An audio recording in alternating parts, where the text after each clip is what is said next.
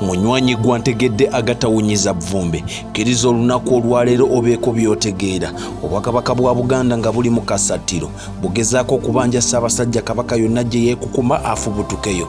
Abangi batere bamukubeko ebirozo wama batandika okweyagala nga bwe gwali luli eri. Kkiriza olunaku olwaleero nga ndi wamu ne mukadde wange amanyikiddwa nga Ssengule Bbosa mu Nabusiro, omukenkufu w'olulimi Oluganda kaluwoomya ku Ssengendo Nabulamu. Tukutuuseeko omusambwa ogw'ebyafaayo oguyambako Ssaabasajja Kabaka wa Buganda okulamula Obuganda. Olunaku olwaleero nategeezeddwa tuyinza okuba tugenda mu maaso nga tegukyayogera nga gwasirika olw'ebiteeberezebwa okuba ebitali bulungi. Ssengule Bbosa weewaawo we bakugobanga ojjanga n'olya yakuyita lubuna miryango, naye abange njagala okubategeeza nti sambuza munywanyiwo bwe zitakusuzanjala zikuliisa bunyaala. Mwe mwafuna omukisa, mwafuna mu Nabusiro lunono bwe tuyita ogwa Nanteze Bulamba oba ogwa Dyabe.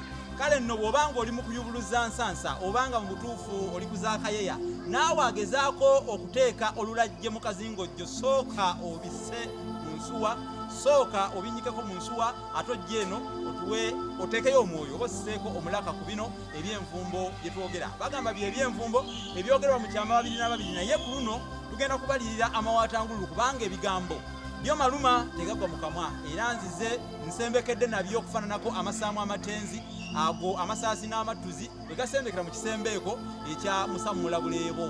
Weewaawo embuuyo oba byogokozo bwewulira nga wamma abatulago batandise okukasuka amakooba nga naye etandika okutenga. Olwonzi omunyumi atalojja birooto ate nninde ki?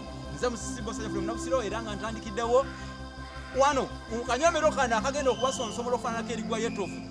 Weewaawo munywanyi, kkiriza abantu bange abagoberera enteekateeka ku Expo TV YouTube channel, kosa ne Omwana Soda Facebook page, kosa ne TikTok ey'Omwana Soda n'eya Expo. Kkiriza obategeeza olunaku olwaleero amaanyi ameekusifu, ebyobuwangwa, omuzimu, kansangwawo oba omusambwa ogwebagala ejjoba lya Ayi Ssaabasajja Kabaka wa Buganda okumuyambako okutembeeta ensonga z'abazzukulu ba Nambi kosa n'ekintu.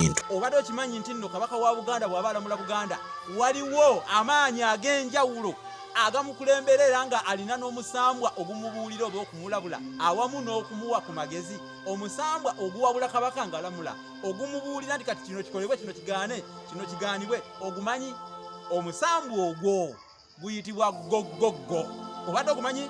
Kale sigale nze Musisi Bbosa Geoffrey Nabusiro, omuwandiisi w'ekitabo Olulasangeye, ekitabo ekijjudde ebigambo by'olulimi Oluganda. Luli lunaatawoneka nga ekkalanda ly'omudungu oba lunaatawoneka ng'ekkalanda ery'omudungu. Wamma kyegulireko osaana kukyefunira. Ate nammwe abaagala okusoma olulimi Oluganda okubayigiriza olulimi Oluganda, yita ku ssimu yange eri 0781599343. Yeeyo abange bagamba nti entungo y'omugole tebeeremu nemala omuzigo mu mpomero. Ngenda kubateera wano kubanga omuti gutamakoola, ate bwe bakutenda okudduka oyisa woosula, oba gwe batenda okukomaga akomagiramu n'ensambya. Ntayi kankome wano, Ssaabasajja Kabaka awangaale. Neeyanzeege Mutaayi okubangula obwakabaka bwa Buganda. Abazzukulu ba Nambi abaliwo, abalibeerawo n'abalibaawo nga tumaze okukkirira ekaganga gye tutambuliza obugongo nga obwato. Nze Omwana Soda, akanyomero kano kagenda kutuusibwangako ku mikutu gyange gye nkutegeezezza mu kusooka.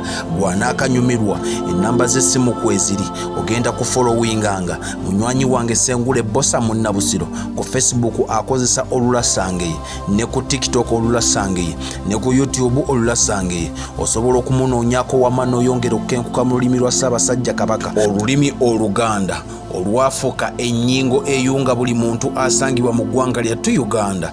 Mukama Katonda omulungi Namugereka Ddunda eyawanika eggulu litalinaako yadde empagi, munzikirize anganye obulamu abubampeere, ebisima byonna bye mwagala byonna abibampeere, abankuumire ku lwa Katonda n'ensi yattu Uganda. Wangala Ayi Ssaabasajja Kabaka wa Buganda maaso moogi. Expo TV to the world.